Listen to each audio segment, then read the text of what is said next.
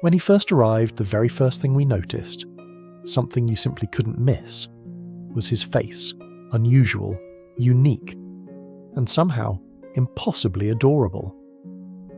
I remember looking at him and thinking, he's the cutest little thing I've ever seen. But behind that sweet little face was a story far more complicated than just cuteness. It was a story of survival, of strength, and of a little kitten who refused to be defined by what made him different. Pinocchio came to us from an elderly woman who had somehow ended up with a kitten unlike any other. He was born with a variety of congenital defects, conditions he had no control over, but which shaped his tiny body in ways that made life a little harder from the very beginning. When he arrived at our rescue, he was in bad shape, severely malnourished, weak and lethargic. His tiny body didn't have much energy, and his personality, still hidden behind exhaustion and discomfort, hadn't had a chance to shine. He didn't play, he didn't explore, he just slept, curled up in a little ball as if the world had already asked too much of him. But we weren't giving up on Pinocchio. Our first step was simple: get him healthy. We focused on his medical care, staying grounded in action, not fear. Instead of worrying about what we didn't know, we concentrated on what we could do, step by step, one small improvement at a time. And then something beautiful happened. Within just 24 hours, we saw the tiniest spark return to his eyes. He started to purr loudly. He reached out to say hello with a paw as if to say, "I'm still here." And by the next day, he was feisty, curious, determined. The sleepy kitten we had met was suddenly bursting with life, and he had something to prove. That's when Jackie, the director of our rescue, reached out to me. "I have a special needs baby," she said. "Can you foster him?"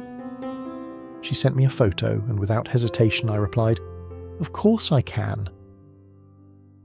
But fostering Pinocchio came with strict instructions. His health was still fragile. The vet told us he couldn't play too hard, couldn't jump, and definitely couldn't be around other animals just yet. He needed to rest, to heal. But Pinocchio had other plans. From the moment he stepped paw into our home, he made it clear, "I'm normal, I'm fine. Why are you all so worried?" He was like a tiny tornado in a crooked body full of energy, spirit and attitude. I found myself saying, "No, Pinocchio, slow down, don't run, don't jump," over and over again. But how do you tell a kitten who finally feels alive that he needs to slow down? Pinocchio was determined to live like any other kitten. He'd dart across the room, chase invisible bugs, and leap into the air. Sometimes missing, sometimes landing with a thud, but always getting up with the same goofy grin. His body, as special as it is, still has limits. His little heart sometimes wants to do more than it safely can. And while that can be hard to witness, I can assure you, this boy is not sad. He's not broken. He is joy, pure and bright. What sets Pinocchio apart even more than his face is his spirit. He is incredibly confident, and that's rare, even among other special needs cats. I've fostered many wonderful, resilient kitties, but few have the boldness, the unshakable self-belief that Pinocchio carries in every step. Sometimes, when he tries to sneak outside, I'll catch him and say, "Hey kiddo, you can't go out right now, it's not nighttime." He'll stare back like, "You sure about that?" As if rules are suggestions, not facts. Right now we're still figuring things out. His condition is one of a kind, so there's no handbook. Just careful observation, love and patience. We take it day by day. Our goal is simple. Give Pinocchio the best, longest, happiest life we possibly can. And I believe we will. He's going to make someone the most amazing companion. He doesn't need much. Just a warm lap, a gentle friend, and a little space to be his wild, wonderful self.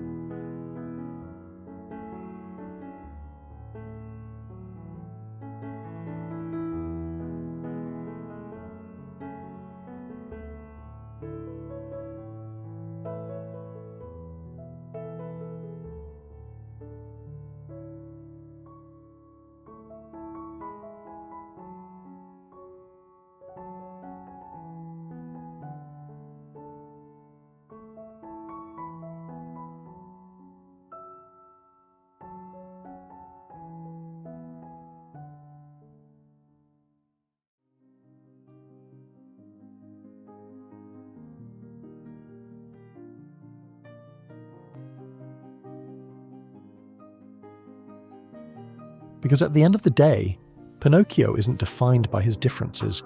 He's defined by his spirit, his refusal to let anything hold him back. And that crooked smile? It's not just cute, it's a badge of honor. He may have been born different, but he was also born brave, and the world is so much better with him in it.